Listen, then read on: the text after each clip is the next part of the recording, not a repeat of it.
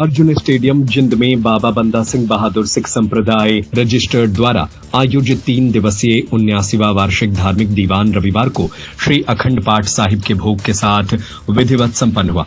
इस अवसर पर मुख्य अतिथि के रूप में केंद्रीय मंत्री मनोहर लाल खट्टर पहुंचे, जबकि कार्यक्रम में बाबा बंदा सिंह बहादुर के 10वें वंशज एवं डेरा बाबा बंदा बहादुर रियासी जम्मू कश्मीर के वर्तमान गद्दी नशीन बाबा जतिंदर पाल सिंह सोढ़ी भी विशेष रूप से मौजूद रहे।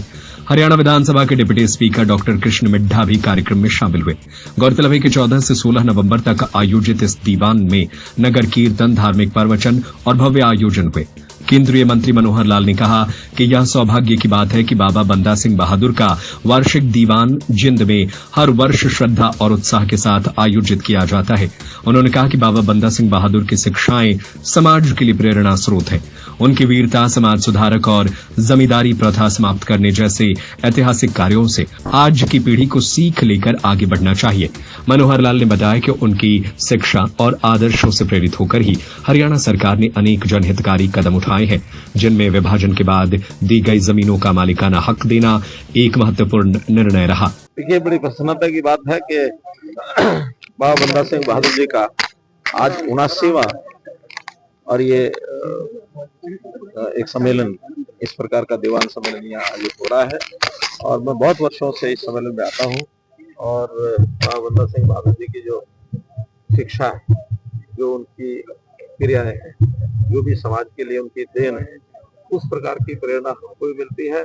और मैं आगे भी अपनी अगली जो पीढ़ी है, नौजवान है, बाकी सब उनको भी निवेदन हमेशा करता हूँ कि बाबा बंदा सिंह बहादुर जी की जो शिक्षा है उसको जरूर हम अंगीकार करें, क्योंकि देश के लिए बहुत उन्होंने काम किए।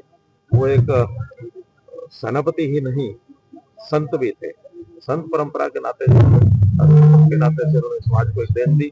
वो समाज सुधारक राजा के नाते से उन्होंने एक समाज में सुधार बहुत किए, भूमि का सुधार किया। भूमि सुधार में उन्होंने उस समय जो जमींदारी प्रथा को समाप्त करके जो जमीन को खेती करते थे, उन्हीं को जमीन का अधिकार दे दिया। उन्होंने सिक्का अपना नया चलाया।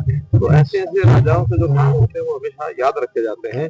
इससे प्रेरणा लेकर के हमें भी, मुझे भी 9.5 वर्ष हरियाणा की सेवा करने का मौका मिला, तो बहुत से ऐसे विषय उनसे प्रेरणा लेकर के ही हम लोग भी करते थे।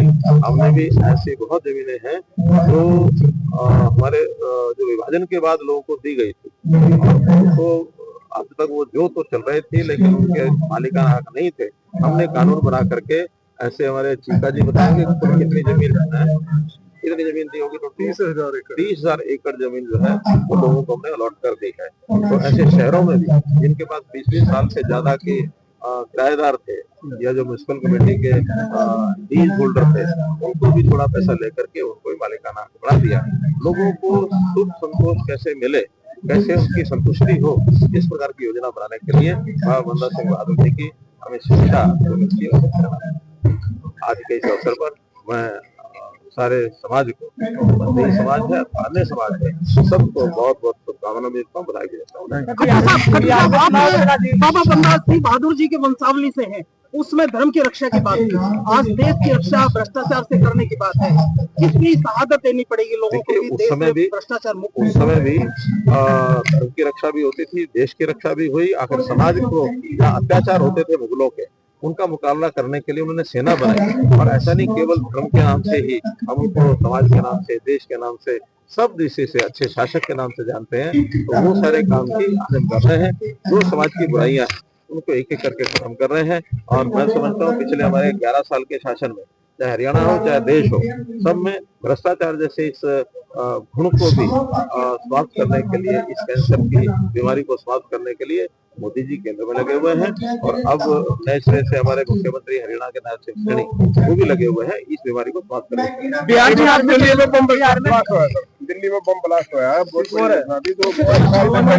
सारी चीजें सामने आ चुकी हैं। तो पहली बार आज मुझे वक्तव्य देना चाहिए क्योंकि कई दिन पुरानी बात हो गई है।